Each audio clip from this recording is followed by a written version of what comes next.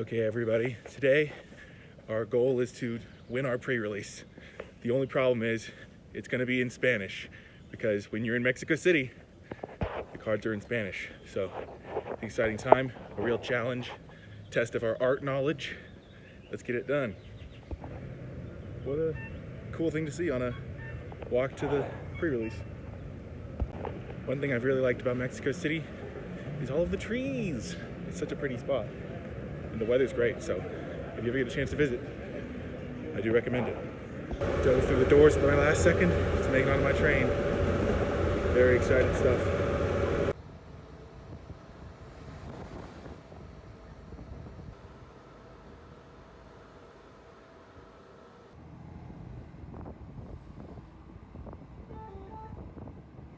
I've emerged. My chariot over there. Now we're walking to the store. I know I said it before, but look at all these trees. Just trees as far as the eye can see in the middle of the city. It's awesome. This shopping place is a maze. There's stairs as far as the eye can see, going all the way to the top floor. At long last. I mean, there's a spiral staircase that just goes all the way up. But we found it. Let's see if we can sign up. Mission success. We've signed up for the event, playing some Quandrix, which is going to be awesome. And the store seems real cool. I really like the vibe, and I especially like this Terminator, Space Marine. So, really cool stuff.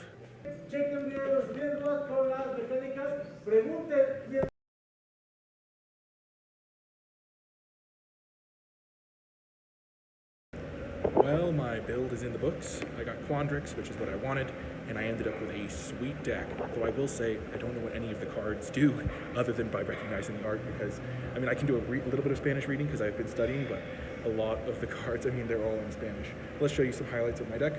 I got 2 copies of Demente a Materia, so it's the X draw spell that lets you cast a spell for, like, kind of free. Like, if you do X equals 4, you can then cast a 4-drop after drawing 4. So those are good. I've got 2 copies of this Hydro Canalizadora. So I've got 2 of these to help me like ramp into those expensive instants and sorceries, and also to facilitate my splashes because I'm playing blue-green, and all of the cards that I wanted to splash coincidentally ended up being instants and sorceries. So these guys are pretty golden for their filtering ability to cast.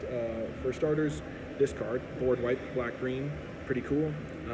The Rivalidad Feroz. I pay some life, kill some stuff. I also got an Achroma as well. Voluntad de Achroma. So I'm going to be playing that, hopefully. Though I don't have the most creatures, it's still going to be pretty good. And then the color filtering is also going to be useful for this card. So I can cast this for a bunch of colors because I'm playing blue-green with a little bit of a white-black splash. And then the 5-color filtering, maybe I can cast this for like 5 different colors. This is Canto Enmarañador, which is going to be able to make like a couple 5/5s, gain me 5 life, hopefully. And then I also got Como Uno, like, which is all is 1 or something, or how 1 or something like that. But it also rewards me for casting it for a bunch of colors, draws cards, deals damage. That's pretty good. I also got a little bit more fixing. I have like this card, which is a little bit more fixing, which is cool. I'm also I'm splashing 2 white cards and 2 black cards. So I'm just splashing like a white removal spell and a black removal spell. And then what's the last card? And then I also have this airship to go get a land. And then my mana base is pretty lucky because I got my 3 non-basic lands that I got, which is about average. You generally get 3 because half of the basic lands are replaced by them. I got, where is the second copy of this? It's kind of fun to read through. Like, the basic lands, most of them are in English, which is kind of funny. But yeah, these are the lands I got. Got 2 copies of the Quandrix land, Jardines Paradojicos, and I got the white-black land, the Silver Quill one, Foro de la Concordia. So pretty fun stuff. The deck ended up being really sweet. I'm excited to see it in action. I'm a little bit light on creatures, which maybe makes the Chrome as well a little bit worse, but I have some big ones. I've got tons of card draw, and I'm excited to battle.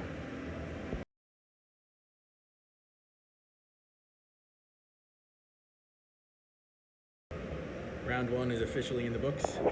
I'm back to my little spot outside the store because I don't want to disrupt anyone still playing, but we were able to emerge victorious against a Prismari deck, which was pretty cool.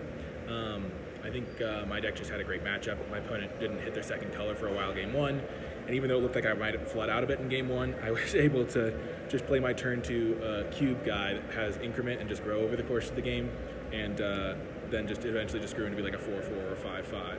I played Quandrix's Charm to counter a 5-drop, or he used Burst Lightning Kick, so technically a 1-drop, but able to counter that, and I was able to get my like 3/2 flyer vehicle out there and just start hitting them for like 6 or 7 in the air every turn until I eventually emerged victorious. I did on the last turn of the game. It was irrelevant because they were dead on board, but I cast my X draw spell, and now I know that it can't cast any spell that costs X or less. It has to cast put a permanent spell into play.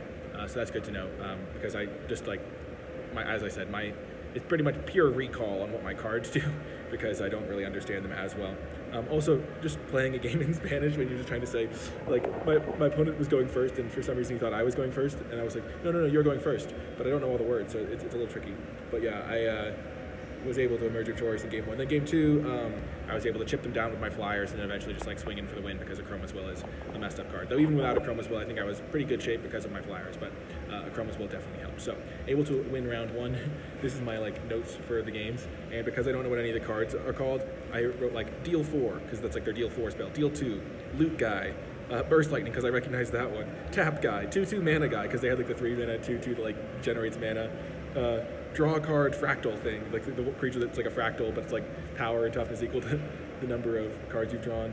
And so like all of the cards are just like, I don't know what they're called, and so I just have to go like cube or stuff like that, which is kind of mill guy. So Essence Scatter because I recognize the spell. Just kind of fun stuff. Good round 1. Hopefully we can keep battling, keep winning. I think my deck is really sweet, and the mana has definitely been working out, and the cards are really strong. So even in the late game, I just have so many powerful spells to draw. I'm feeling pretty confident, pretty good about things. Round 2 is in the books, so I decided to give my round report from outside with my beloved trees. Of course, cheering me on. I think there's the pink one. But yeah, we were able to emerge victorious once again, which is great. Now I'm 2-0. I think there's 1 round left to go. Not 100% sure though, I haven't asked. I just assume a lot of them are 3 rounds. But if it's more, I'll be happy because my deck is sweet. But game 1, we were able to win. We got our 1/3 guy down that can filter colors. We used that guy. We played our giraffe as well, and then we used the 1/3 guy to cast the converge spell to make 2 5/5s and gain 5 life, which was absolutely massive. We kind of were stalling out a bit. We had like our big board state, but we had a bunch of lands. But I had a Surveil land, which I used to surveil a couple times. I surveilled away my 3/3 Fractal Maker guy because I didn't have any other spells, and I really wanted to get into one of my card draw spells, which I eventually found a stock up into a Chroma's Will, and a Chroma's Will plus a couple of 5/5s. On the ground, when you've already done a little bit of damage, tends to be good enough to get the job done. So I cast a Chroma's Will, hit them for like a couple of 5/5s that took to the skies. So that was like 20, and then my 1/3 took to the skies as well. So it was like 22 damage or something, and they were already at 11 from my early pressure, which was pretty good. So that was a nice little thing to do. They were playing like blue-green as well. There was a little bit of confusion over the fact that the Fractal Maker guy cares about how much mana you spent to cast spells instead of being able to just do it based on the mana value of the spell, because they then played the 2/2 that draws you 2, and or maybe they played the elk first, or they had enough power to make it be 2 mana instead of 5 mana, so they wouldn't trigger the Fractal Maker guy. But I had to kind of explain that, but I didn't speak the Spanish well enough, so we had to call over the judge and have the judge explain it, and I was just really hoping that the judge knew how it worked, which obviously the judge did, but it was kind of like, I was like, oh man, I don't know how to explain this properly, but it cares about how much mana you pay. The next round, I played turn 2 cube. Turn 2 cube was really, really strong. I used turn 2 cube, and then I used Essence Scatter to counter their threat.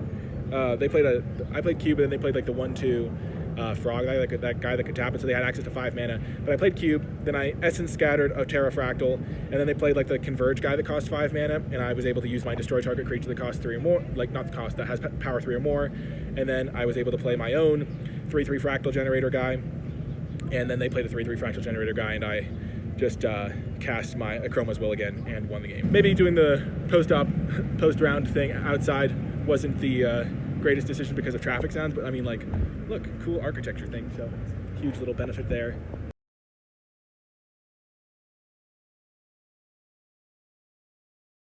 Well, the quest to win the tournament has taken a major blow. In round 3, I was defeated, sadly.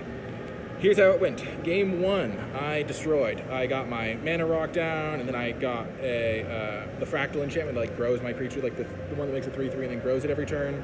And I then like the following turn like played my cube and my bird, it flashed, like grow my army.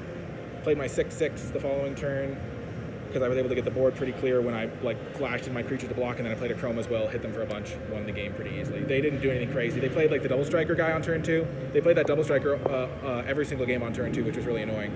Then they kind of went for like Killian's to give him temporary buffs to hit me and then draw cards, but I was able to go over the top of that pretty successfully.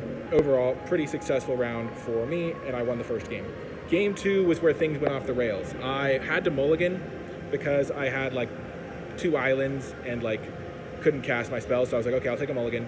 My hand was real sketch after the mulligan, and then on the key turn, when I needed to draw a land to cast my 3/4, I drew a tap land, and then the game was just over. If I'd been able to play the 3/4, I would have been able to slow him down, and if I'd been able to just hit 2 lands, I think I maybe could have won that game, because he didn't really have that much pressure. I could have played like 3/4 thing, but I lost that game. Heading to the final game, unfortunately, I had to mulligan twice in the final round. I mulliganed my first hand because it had 6 lands and an all is one, or whatever the colorless card is, and then the second hand had like just an island and like couldn't cast any spells.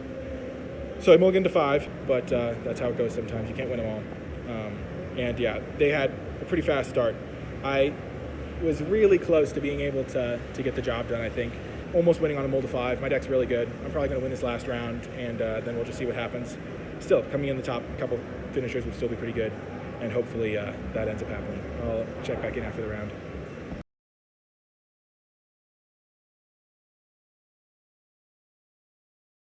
My final round was pretty straightforward. My deck performed. It had all the colors. I had to mulligan once, which did make game 2 a little bit scarier, but it was kind of just a grindy black-green deck, and so my deck was built to prey upon that, because we would just trade resources, and then I would cast like draw X = 5 in game 1, and then game 2 I did draw X = 7, because it was just that grindy. Our life totals were constantly going up and down because we were both gaining some life from various effects. So overall, it was a very like kind of grindy game. I mean, just look at the life total pad. Like life totals going up and down. I think at one point in game 2, I just stopped tracking life because we were both well over 20, and I just didn't want to run out of space on my pad.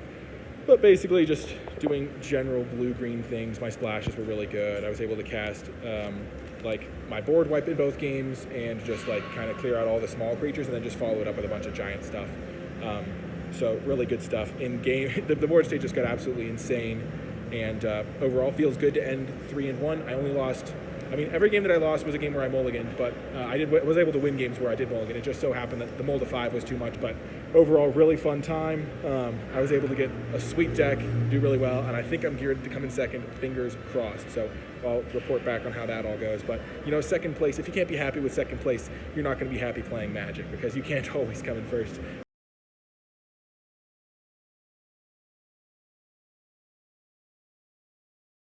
Well, the tournament is over. Recap near this cool pyramid I found.